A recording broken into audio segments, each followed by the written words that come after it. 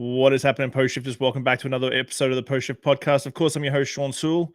I'm really looking forward to this episode because it's kind of new and fresh and ready to rock and roll when it comes to this gentleman I'm going to be talking to today. Oh, something's not working on my end. Why? There we go. Is that working? There we go. Now it's working. So many little buttons now. Coming back to podcasting, there's so much new technology now that I'm sort of learning. I know it's an old man talk going, oh, I got to learn all this new technology, but it's kind of cool. Just one thing, if you are watching, you can actually comment on the video and it'll come up as chat. So I can ask Keegan questions as we go along if you're up for it. So, of course, I'd like to introduce the man of the hour right now, Keegan McGregor, the 2024 Diageo World Class Global winner. It's still wild to hear that. Oh, your face! That video basically is going to become a meme for that video that's going to become a meme for the rest of the year. Yeah, which is fine. I laugh every single time I see it. Yeah, you watch Mover and Shaker's going to pick it up, and it's like when someone asks for a cocktail with no ice. So, for everybody watching, how about you introduce yourself and sort of tell everybody a little bit of a background onto why we're sitting here talking together right now. Yeah, so my name's Keegan McGregor. I'm from Halifax, Nova Scotia. I manage the bar at Highwayman, downtown Halifax. I've been bartending for about 15 years, doing cocktails for about 7 of them. I've done world class 3 times, and then third time's a charm, and I won the whole thing. So, which is wild. So we just did talk about your initial reaction. Like, the competition goes over, the globals going over 4 days.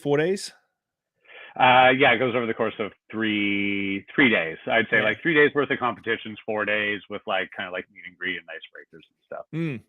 What was your initial reaction when they announced it outside the video? If people haven't seen it, just what was your reaction when you were standing in the crowd and all of a sudden it was just like, bam? I had this weird like premonition that day.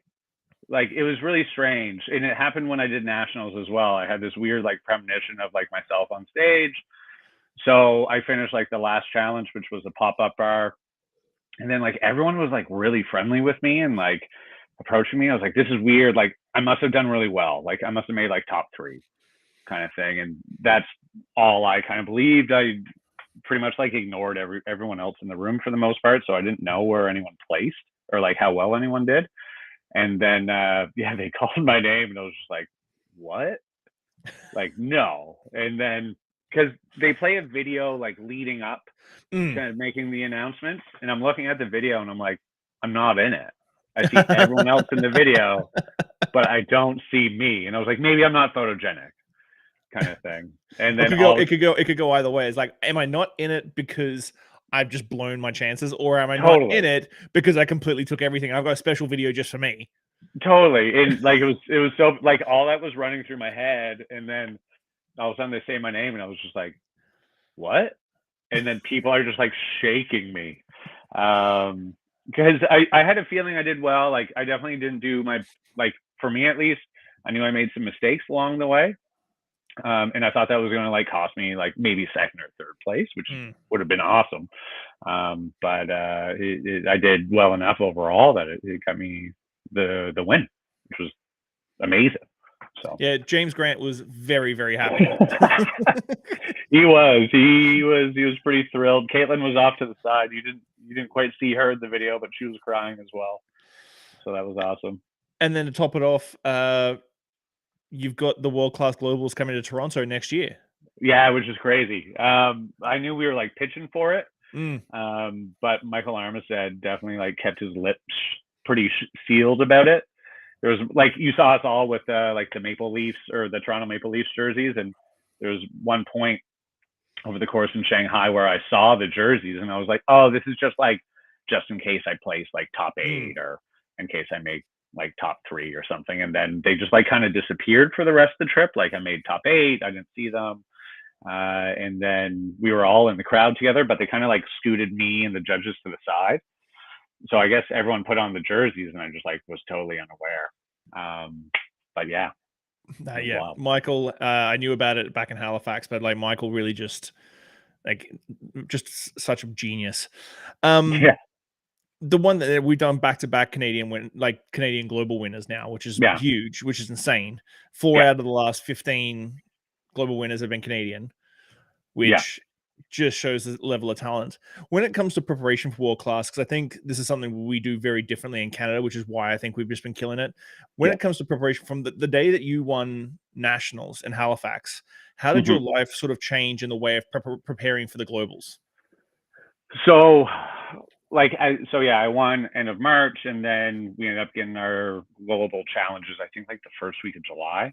So during that time, I knew I had to like flip a menu at work immediately. I had to hire staff, train them immediately. And then it was just like, there's a lot of research, a lot of R&D, a lot of like R&D I just like did not apply. There's like Mhm. one or two drinks I ended up coming up with that ended up moving over. But it was just like, all right, like what new skills or what new like pieces of technology do I want to like learn and play around with while like still being me, if that makes Mhm. sense. Like Yep. I'm not like a foam guy. I mess around with foams. I was like, these are cool, but I don't care for them myself. So I learned how to do them, and then that was kind of it. So it was a lot about like trying to get myself to what I thought the standard should be, and like the quickest amount of time possible, so I can apply all of those skills that I learned. Well, obviously Kind of, still being authentic to yourself. yeah, exactly. Like that was one thing like Caitlin and the team like really like nailed in my head. Mhm. They're like, don't change, be you, be you, be you. So like even during globals, I kind of had this like joke in my head.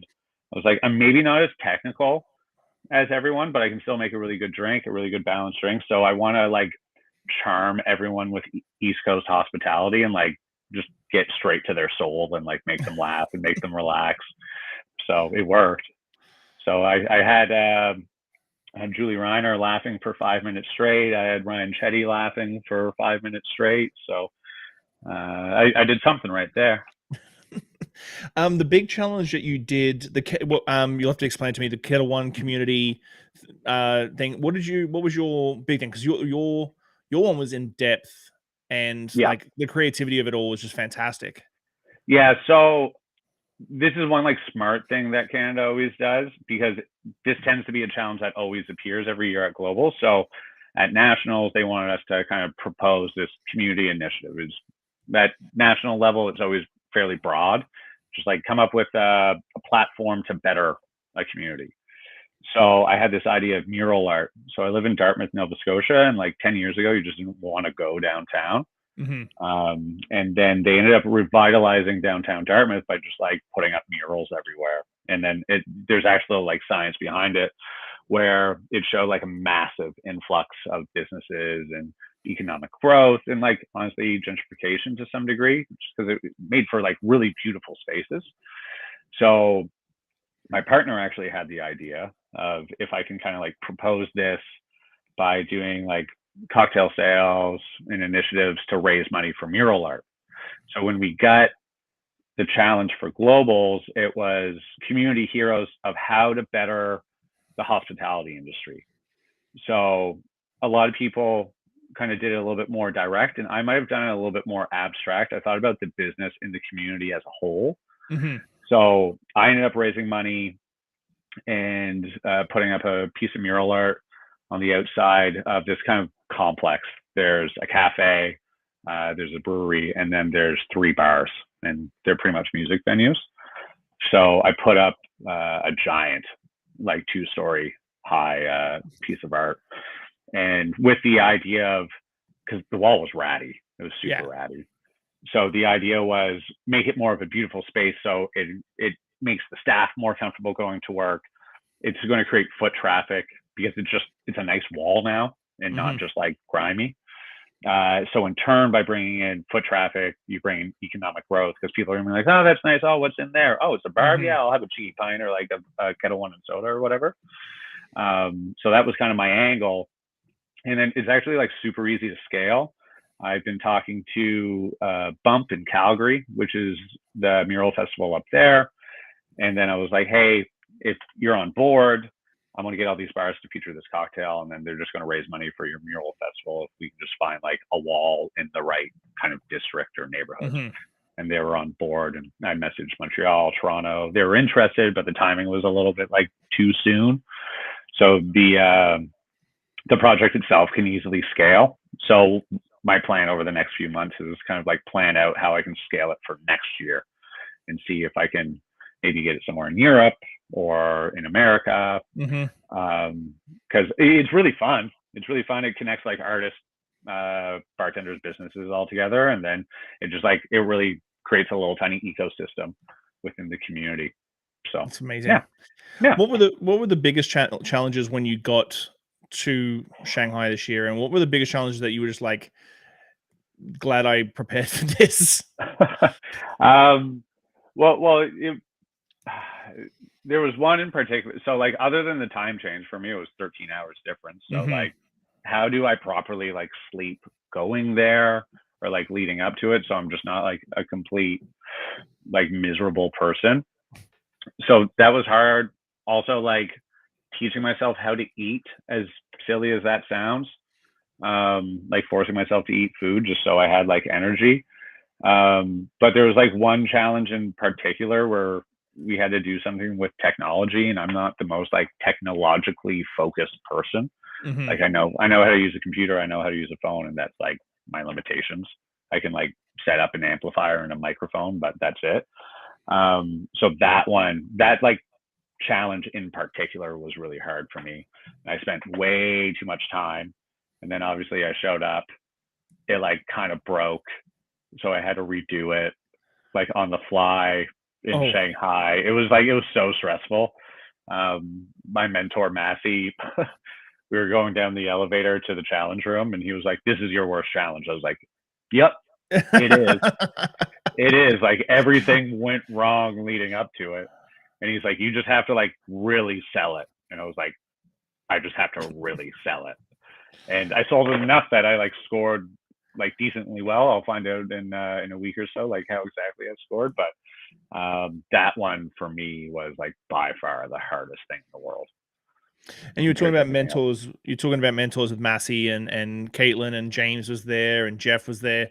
Mm-hmm. When it comes to this, I said that the one thing that we do very differently is that the world-class national winners never sort of go away from working world-class, which a lot of other countries don't do, which is unfortunate. But like, I think that's the big key. When you're leading up to the globals, do you have like a scheduled Zoom calls and stuff like that with like your mentors as you're going through? Honestly, I didn't. I had like a couple of scheduled trips. Like I'm in Halifax, and then I guess like home base is technically Toronto. So my mentors were Jeff Savage from Prophecy Bar in Vancouver, and then Massimo Zetti of Mother in Toronto. So they were my mentors. So it was a lot of me being like, "Hey," on like WhatsApp, like, "Hey, I have this idea. What do you think?" And then them either saying like, "Sure," or "No." So there was a couple times I had to go to the drawing board, and then I had a scheduled meeting with them in Toronto. We all flew. I presented all my drinks. I think like this is like 2.5 weeks before our deadline for submissions. Like 3 drinks just like did not work. So I was in a bit of a crunch time. We sat down, kind of planned some ideas out. One idea in particular, I just went left field on from what I told them I was going to do, but I kind of presented my presentation ideas. I was like, "Hey, I kind of want to talk about, like for Singleton, I wanted to talk about the connections between Nova Scotia and Scotland, so New Scotland and Scotland, and how in the 80s, like the fisheries collapsed out here, and then the whiskey lock happened in Scotland. So like 2 times of trouble, we strengthened community." And they're like, "Yeah, cool. Maybe like touch on this and this." I was like, "Cool." And that was it. Like it was a lot of me just like messaging them or like giving them a quick call, just being like, "Hey, I'm struggling right now. I just need a quick answer." And they'd just be like, "Yeah, like maybe say this, maybe do this, maybe tweak that a little bit." So it actually wasn't as like hands-on as I thought, but I think for everyone it's a little bit different. Like I talked to them afterwards, and they were just like, "We had all the faith in you. Like we were there to answer the phone, but we felt like you were very much like in control of your own journey, that we didn't want to sway you from what you wanted to do.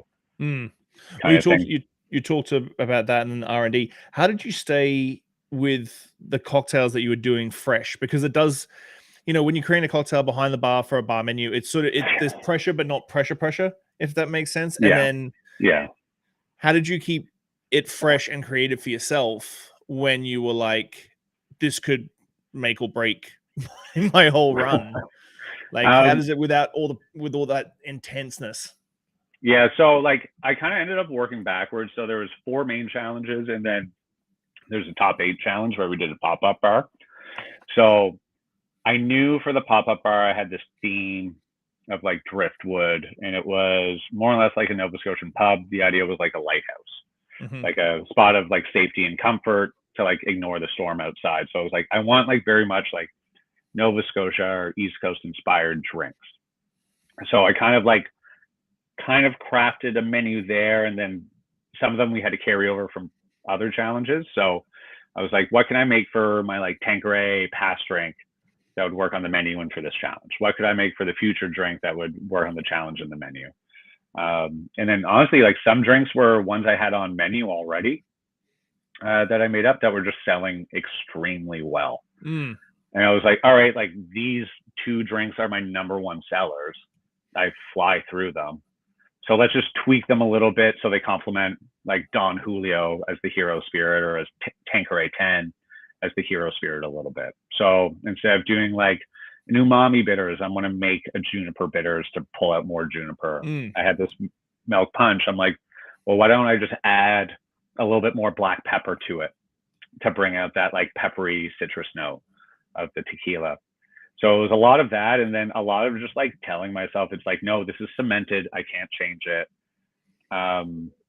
There's definitely like one last minute drink that kind of happened that I came up with, and I was kind of tweaking, like very, very tiny, just like mill by mill, leading up to it. Like the last week, I think I kind of dialed in the ratios of it, but I just kind of I just told myself, I was like, I have to commit. They sell well on menu. I'll do a feature menu. I'll see how they'll sell, and I just can't change it. And honestly, like some drinks I came up with in like mid-July, and I would feature them. They'd sell well, and then I was like, I'm going to honestly like ignore this drink. It's good. It's done. It's done. I'm ignoring it. I'm not touching it again. I'm not going to make it until like 2 weeks prior to. So I just don't get in my head, and I don't like mess around with altering anything. So it was just one of those things where you just have to have faith in yourself, and like the drink's good, don't touch it. And you have to like constantly hammer that into your head. I think that's because I think the hardest thing, one of the biggest things I've always had with cocktail competitions is that a competition drink is not a drink that you'd ever put on a menu. Like there's a difference, whether it be too many steps or too much elaborate prep. Like it's very rarely that you see a cocktail competition. And I think me personally, I've always said as a cocktail competition thing that it needs to be on the menu so that you can prove of concept that it can be made and it can be repeated over and over and over again consistently. But that's a great piece of advice for anyone who wants to compete next year. Put your cocktails on the menu and see how they sell. Yeah, I think there was honestly one drink I made where I was like, this drink is banging, but it takes me 48 hours to make. So like it's never going on menu. I'll make like some version of it, but I was like, all right, this drink is really good, so I'm going to spend 2 days making it. I'll feature it. I'll make sure people like it. I'll get feedback, and then I'll get the feedback. I'll sit on it for a week or 2. I'll do like the tweaks I have to. I'll spend another 2 days making it. But yeah, like for the most part, everything I did were like menu worthy drinks, except for this one, just because the process for one ingredient was just like too elaborate. It's been a couple. Have you been home for like 48 hours? Ish. Barely. Barely. Barely. I got home last night at 3 a.m. Oh wow! So not even 24 hours yet. Not even like craziness. Has the impact of winning this massive competition sunk in yet? I would say like, so I flew for 20 hours on like the other day, and I didn't know what to do. Like my Instagram was messed up. I got like 4,000 new followers, so I definitely spent like 5 hours on the plane trying to respond to everyone and like just try to keep up with who was following me. But like it didn't really sink. And I was talking to Caitlin Stewart about it, and I was like, this is weird. And then my really good friend Patrick, who's the bar manager of Dear Friend, ended up picking me up at the Halifax airport at like 2:30 in the morning. And I came out with my luggage, and he saw me. He rolled down his window and just blasted "We Are the Champions" by Queen. And that sounds like Patrick. Yeah. And so when that happened, I was just like, okay, it happened. And me and my family went out for dinner tonight at Ostrich Club, where my dear friends Alana Steele and Lindsay Jones work. They were off at a festival, working a festival, but my other friends were working, and they were just like, it sunk. It's sunking in to some degree. Like my whole kind of shtick for nationals was hometown hero, and then I won nationals at home, which was crazy. And then now it's like the city's going insane. Like the mayor messaged me. Wow. Yeah, just being like, congrats, buddy. I'm like, this is weird, but like, I'll take it. That is fantastic. The mayor messaged you. That's fantastic. Well, let's bring up you know me, I'm a small town guy myself. Victoria, Totally. surprisingly enough, is way smaller than Halifax. I never thought we were that much smaller than Halifax. Oh, weird. We're much smaller than Halifax, but you know, I love my small town cocktail culture. I may be out there in November talking about it. That's cool. But the Halifax bar scene and Dartmouth to a degree as well, because I think when you talk about Dartmouth and Halifax, well, Halifax is the second or third time I've been there, so I never actually went over to Dartmouth because the times I've been there, there was nothing over in Dartmouth like Dear Friend, but like it's two very, very small cities like across a bridge from each other. Like Dartmouth could be Halifax East. It more or less is. Like, so tell us about the Halifax cocktail scene for the people that don't know about it, because I have been in love with Halifax since I think my first trip to Halifax was 2010. No, 2009. Okay. Was my very first trip to Halifax back in the day. And I've been a couple of times doing parties and stuff. But what's the cocktail scene like in Halifax and Dartmouth? So it's very small and very mighty. I'll say that. I'll say like, I forget the exact year, but something like 2010, 2011. Jenner Cormier, who owns Bar Kismet, he was the first winner of World Class Canada like ever. Him and then Cooper Tartavel were just like working clubs, just being like, this is a corpse reviver. I wonder if people will like it. And they spent years just like pumping it out, where in like New York and probably Toronto, people more or less knew what a corpse reviver number 2 or a last word were. So they spent years like trying to get people familiar with these drinks. And then Jeff Van Horn and Matt Boyle, who owned Dear Friend, they kind of came up on the scene. Shane Behan, and they were trying to do the same thing as well, like working at pubs, just being like, this is an old fashioned. Do you like it? It's whiskey and sugar, so it's good. So stuff like that. And then like the community definitely grew like quite a bit and pretty fast. And then when COVID happened, a lot of people kind of like retired more or less.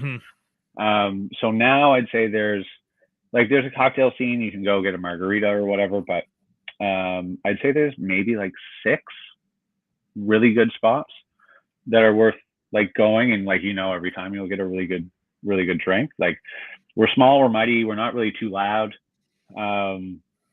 We try to take like global influence as much as we can, but like we're often a market that's ignored, and I like to hope that moving forward we're not going to be ignored because of what I managed to accomplish for our community. But and say like, you have Dear Friend in Dartmouth, you have myself at Highwayman in Halifax, you have Field Guide, Stefan Duval's doing really cool things.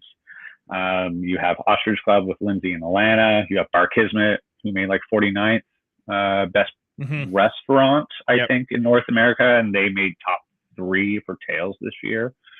So they're doing really cool stuff with Dylan Brentwood. And then there's like a handful of other spots where you go and you know like you're going to get a good drink.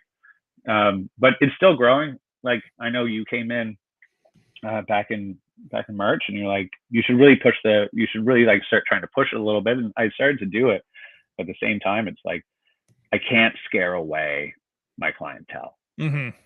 over here because we're easily like 5 to 10 years behind, but that's where like we use hospitality to our advantage at cocktail bars and like make people feel like comfortable and safe. Like I want to make a drink that like you can understand the flavors, you can maybe understand the technique, and I'm not going to necessarily like scare you away with some ingredients. Mm-hmm.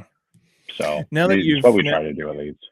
you've been around 15 years, Yeah. as you said, the Halifax bar scene and Dartmouth is growing. Do you see yourself as a mentor for the younger generation that are coming up through the ranks now? Like I've always wanted to put myself in that position. The last like year, I've been extremely busy, and I imagine the following year I won't be really busy. But whenever anyone comes to the bar, like I'm an open book Mm-hmm. kind of thing. Obviously, there's like a couple secrets I keep because I'm like I worked really hard at like learning this, so like I'm not going to give you everything, but I'll at least like point you in the right direction. Or like I had someone, he was creating a cocktail menu for a new bar, and he invited me to taste it as an outside person because he wanted an opinion. Sadly, I couldn't swing it just with my schedule. But he sent me his specs, and I just kind of like wrote up some feedback really quick to him. But yeah, I want to use this opportunity to really help my community grow. And like, if anyone has a question, like especially locally, like please reach out because I want Halifax to really start being noticed on the international scene. With the competition and everything, what advice would you give to a bartender who wants to do world class as a competition? I'll give the advice that people gave me, just like make good drinks. Like they don't have to be like super crazy. They definitely have to be interesting. But like I had a Clover Club that was strawberry and mushroom. Like at its core, it's nothing too wild. Just make like balanced drinks that are interesting, and then like just be yourself because you can tell when someone's being fake. I guess like ultimately. I did that the entire time, and obviously like it paid off for myself. And just like show hospitality. And then like for world class specifically, like every challenge has a different rubric of like scoring, and just like pay attention to that. Like if something's technique driven, like techniques are like 40 points, then maybe I don't know, do a milk punch, do a shake and drink, do a stirred drink, and do like one piece of advanced like technology to kind of make it more interesting, just to show that you have this like diverse skill set. But if you have something that's like technique is only worth 10 points, then like just make a really good drink, and you don't have to really like get in your head about how complex it is. And maybe like storytelling is where the points come in, and just really focus on a really well crafted story that's real to you. Because there was something I read recently about public speaking where you're telling a story or you're telling something that you know really well, kind of thing, and you're just like educating. So maybe I'm going to tell the story about my life, so I know my life because I lived it, so I can like ad lib, I can make it very casual, stuff like that. Where if you're trying to like tell a story you made up, you're not necessarily going to like remember it. You can't be like loose with it. That's going to be a lot more like rigid and stiff, and it's going to be a little awkward. So just like kind of think about stuff like that. I think the presentations at least.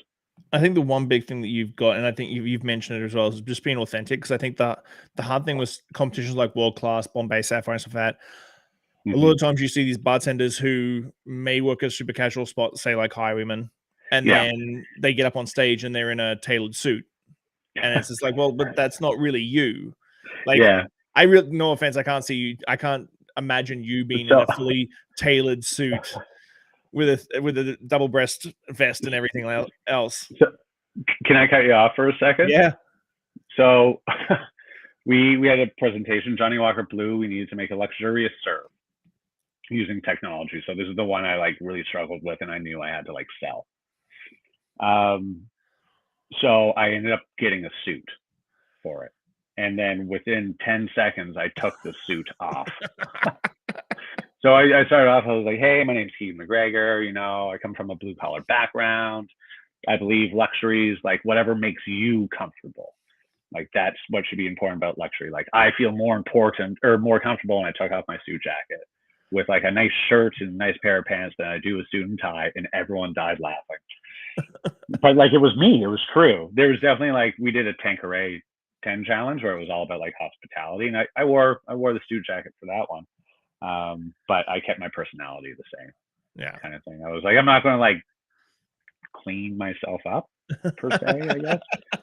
I'll wear the jacket, but I'll still be like my casual, fun self the entire time. But yeah, when I took off the suit jacket, like I was like, I don't know how this is going to go, but I'm going to try it because it's me. And like I think that's true about luxury. Mm-hmm. Like luxury should be whatever makes you comfortable, and my theme was like quiet luxury. So sending subtle signals of wealth and not necessarily like flaunting anything. So yeah. Yeah, I did a seminar at the RCO show, I think, and I came down to meet one of my other panelists, and he's like, "Oh, I gotta go suit up." He's like, "Are you gonna change?" I'm like, "Nope." He's like, "I'm wearing like a black and white vintage Bourdain shirt." I'm like, "I'm wearing Great. Bourdain. Like I'm wearing 100%. Bourdain. That's gonna be it. That's what I'm gonna be speaking in." He's like, It's "Okay, nice. I'll be back." Like, Yeah. okay. Yeah. Do you know how the next 6 to 12 months is going to sort of lay out for you now? Like, has Michael and the team sort of gone, hey, so the XYZ, these are the things that's going to be happening in the next 6 months? Not really. So like the global team is very much like taking a well-deserved week or two off because they just like worked their ass off and crushed it. So the global team's kind of chilling right now. They told me they're going to touch base in a week or two and kind of figure out my plan on that end. And then I know for the Canadian team, there's like some scheduling things for the next week. They want me in Toronto for something. November they want me in Toronto for something. But then I think like for Canada, we're going to do our like cross Canada tour. So the cities, I'm not like quite sure, but like we're definitely doing Halifax. We're going to throw a party here for me. We'll most likely be in like Montreal, Toronto. We might be going somewhere in the prairies, I think they mentioned, which will be exciting. We'll be in like Calgary, maybe Edmonton. I think we're going to Victoria. I think we're doing Vancouver. So we'll do some Canada tour for sure. And then submissions are going to open up at some point. I honestly don't really know. They talked about it in front of me at one moment, but I was like so in my head that I just had no idea. They mentioned something. I was like, what? They're like, don't even worry about it. I was like, cool. So yeah, there's gonna be like Canadian cross Canada tour at some point where we're going to talk about world class and like kind of explain that it's not as like hard to enter as you think. I think is the topic that we're going to really focus on to make it like more approachable, because it is and should be very approachable for like anyone kind of thing. You just make a drink. So. I think it is daunting. I think right now in the cocktail competition circuit, everybody's trying to sort of emulate Diageo World Class a little too much, and there's not enough like single cocktail, single event sort of competitions going on to get the younger bartenders to at least dip their feet in the water to sort of like give them a go. Like we do something at Clive's called Drinks Academy, where we do it after a seminar. We do like bartender boot camp. And it's a test. It's just a quick, no one knows the score. 3 people learn how to judge. 3 people learn how to do a competition off the cuff. Like it's completely off the cuff. And people get pick out music and like really go all out on it. Like, yeah. So it sort of gets younger bartenders sort of getting the gist of things.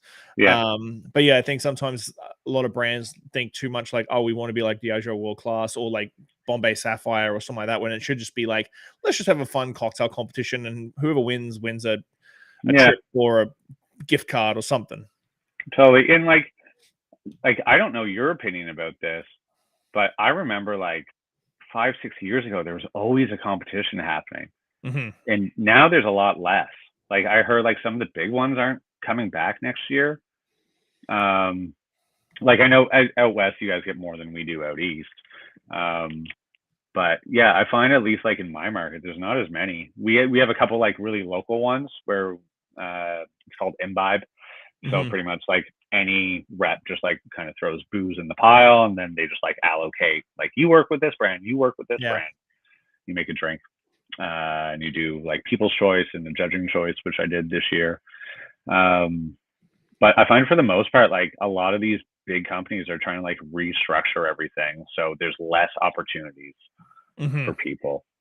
Versus like 5, 6 years ago, I found like every week there was a competition that like you're just scrambling to like submit something through to see, oh, maybe I'll get the trip to Toronto, or Yeah. maybe I can like advance kind of thing. But Yeah, yeah, I'd agree with that. a lot of the times it's like they'll do something in Vancouver and not even suggest it Yeah. to Victoria. And Victoria's not too far to travel. Like Kate No. Chernoff and her team and me and Harry did the Altos competition in Vancouver. Yeah. Yep.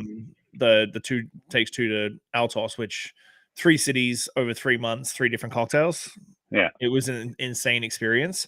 But yeah, Oh, we jumped over. But there's been like a couple of competitions in Vancouver that don't even like get mentioned in Victoria. yeah. So what do you think for Halifax now? Oh, actually, one question before we go on. Like with this tour coming up, if you Hmm. get given the key to the city of Halifax by the mayor because he messaged you, are you going to carry that around as well as your Diageo World Class trophy? Like I'll probably leave the trophy at home because it's pretty heavy. But like if the mayor gives me the key, I'll definitely like put it on my chain and just be like, look at this. I'll definitely like take that around with me. that 100%. that would be the most awesome epic thing. So Yeah. the trophies are way heavier this year because I know that in previous years Yeah. they're not heavy, but they're like they got wolf to them. But like I've seen James's, I've seen Caitlin's, I've seen Yeah. Jacob's as well. Yours is Yeah. super heavy. Yeah. Give me 1 second.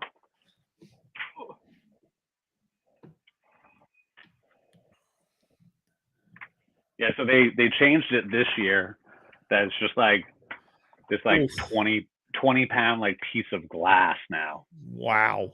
So like I put it in my check luggage, and I have like 2 other ones from 2 other challenges I won.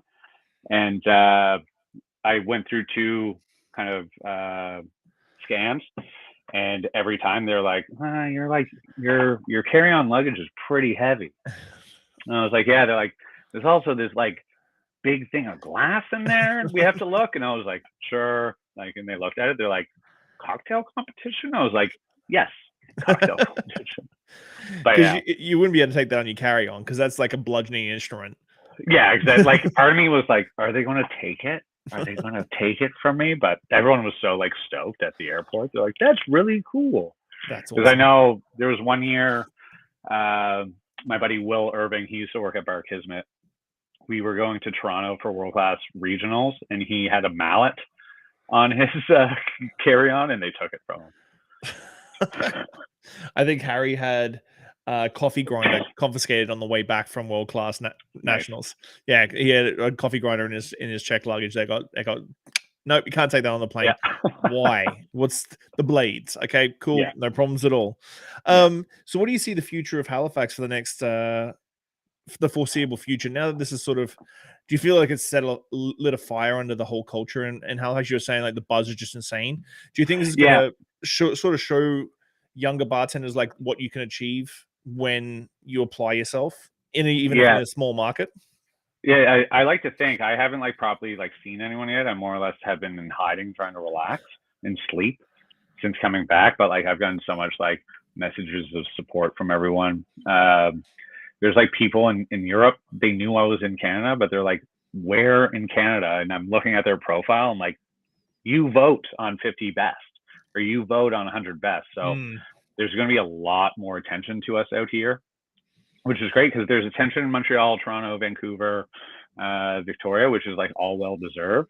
But we're no longer going to be ignored. So I think that's really, yeah, it's going to put the fire under people, both in front and back of house. I know like my team is like super stoked. Everyone seems very eager to like improve in any way, shape possible that we can.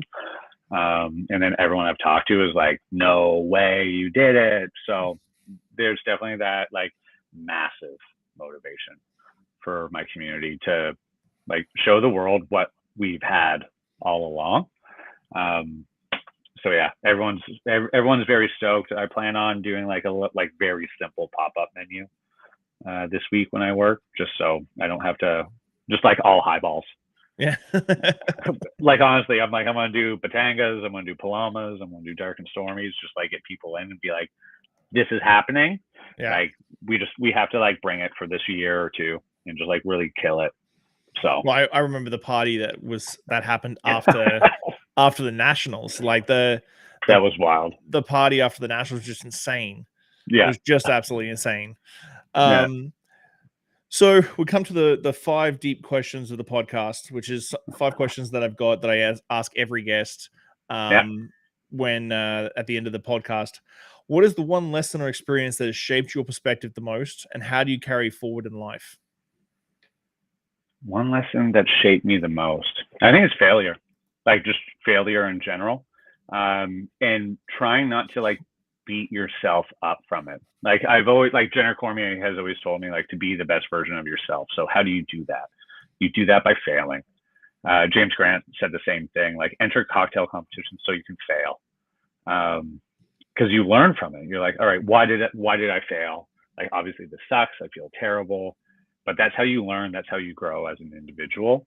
So yeah, I'd say that. And then just like always trying to improve, always try to be the best version of yourself. Like, okay, I failed because I had a lot of anxiety. So how do I like overcome my anxiety? Maybe I have to like meditate for 5 minutes. Maybe I have to learn to breathe a little bit better. Maybe I like start going to the gym. So like stuff like that. I'd say failure is like the biggest key to success. Wow. If you could leave one lasting message or piece of wisdom for the world, what would it be and why? Oh, that's a deep one, bud. I told you, it's the 5 deep questions at the end of the podcast. One lasting message. Have fun and treat everyone with the exact same respect, because that's a luxury everyone deserves. And it doesn't matter who you are or what someone looks like. We just like, it's hospitality. So hospitality is all about empathy and reflection. So what if you had a bad day, you fell in the mud, you walked into a bar and no one wanted to like talk to you or respect you? Like, it's like, oh man, I had a bad day. I just want to like have a drink and like say hello to someone, but no one wants to talk to you. So where you can be like, you can show up in your suit and you can be a dick. And people will like somehow respect you more just because you look nice. So yeah, I'd say like treat everyone with the exact same respect, because we all deserve that luxury. Wow. Looking back on your journey, what's the something you wish you understood earlier in life? Man, you're really like throwing these at me. Eh? Something sleep deprived. Yeah. Sleep deprived. Yeah, really. Just throwing you the deep ones. Like I've been like sleeping for 2 hours at a time. I'll like sleep for 2 hours and I'm awake for 4 and I nap for another 2. Like my life's messed up. Something I wish I understood. I wish I understood how to have confidence in myself. That's something I've always struggled with. And then going into like both nationals and globals, I definitely like had imposter syndrome going into both of them, but I try to like put it to the side and just ignore that, and just being like, hey, you know what? I'm just going to be me. But if you can just like believe in yourself, just like 10% more, if you can have just a little bit more confidence in yourself, you'll notice that you can go a lot further in life, whether it be like relationship, business, or just like competitions. Wow. How do you define success, and has your definition of it changed over time? I'd define success as comfort and happiness. And I don't think that has changed too much. Obviously, I have a little bit more drive right now, obviously from winning this competition. Doors are probably going to open up a lot easier than they would have like several months or a year ago. But I think if you can be happy, healthy, you're just like successful, just like no matter what. Like if you have a business and it fails, like obviously that sucks, but that's fine. As long as you can be happy and healthy by the end of it, I think that's what success really like comes down to. What do you hope your legacy will be, and what steps are you taking to build it? Man, that's something I've been like honestly trying to think of a lot since winning. I just want to be like respected. Like ultimately, I say I'm a humble guy. I want people to like truly believe that I am. I don't want that to come across as fake. I want to be helpful. I want to help raise my community up, because what is it? The rising tide raises all ships. Mm-hmm. I think it's the saying, something like that. So like if that quote can be like associated with me, if that could be like on my tombstone, that would be great. But I don't necessarily like want to be like a superstar or anything like that. But I did this competition, especially nationals, like obviously for myself, but obviously to bring attention to Eastern Canada. And then going into globals, I told myself this is for me, but it's also for my community. Mm-hmm. So I want my legacy of being someone who like helped out his community and like brought attention to an area no one knows about. So we're not going to see you moving to a bigger market anytime soon. Halifax is home and grown. Like for now, yeah. Like who knows? Like things can change. Like maybe I get an offer that's like too good to be true. But like prior to globals, my plan was to open up a bar in a year's time. Now post globals, I'm probably going to push that back a little bit because I'm going to be like fairly busy with the global team by the sounds of it. There's going to be a lot of like learning opportunities. But like, I'm not going to say no, but I'm not going to say yes. Like for now, I see like, I grew up in New Brunswick. I spent a lot of time in PEI. I lived in Newfoundland for 7 years. I've been in Nova Scotia for about like 6-7 years now. So it's very much like home for me. I love Toronto. I love Montreal. I love Vancouver. I haven't spent time in Europe. Like my father's from Scotland. Maybe like I'll go over to Europe and be like, you know what? Going there. Yeah. See ya. I doubt it, but who knows? But as of now, unless some wild opportunity knocks on the door, I'm staying here. If someone asks for something, I will try my best to like juggle it. Be like, hey, I want to stay in Halifax like 4 days a week and then fly me out to like wherever for 3 and try that out. But yeah. Well, the cool thing is I never actually used any of the audio from the nationals. Unfortunately, Michael. Oh yeah. If you're listening, I apologize. But what I'm going to do for this episode is actually cut in your interview after you won nationals at the start of this podcast, and then we're going to talk about global. So everybody's going to get to see what do they say? How it's going? Well, what we thought and how it's going. Yeah, true. Yeah, like what we thought was going to happen and how it's actually happened. So I really appreciate you sitting down with me, man. I honestly like. Hey, no problem. You messaged me back so quickly. Like I was just blown away. Like I think may have been just before the competition global started. Yeah. During, and I was like, I'd love having a podcast. Whatever happens, like let's chat. And you were just like, yep, no problems at all. Let's do this.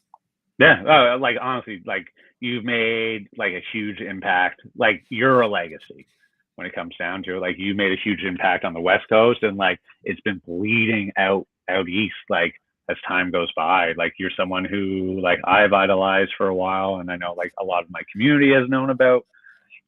Like you did that pop-up after nationals, and I was like, oh, this is so cool. Like you taught me like little tiny things that I didn't necessarily like use at globals, but I definitely like applied that like that thought process towards. So like, yeah, as soon as you reached out and I knew like the podcast was coming back, I was like, yeah, let's do it. Like 100%. I want to talk to Shawn. I appreciate that, man. Well, thank you so much. I'm looking forward to chatting to you really soon, but thank you so much and get some sleep. I'll try my best, man. Okay, man. Thank you so much.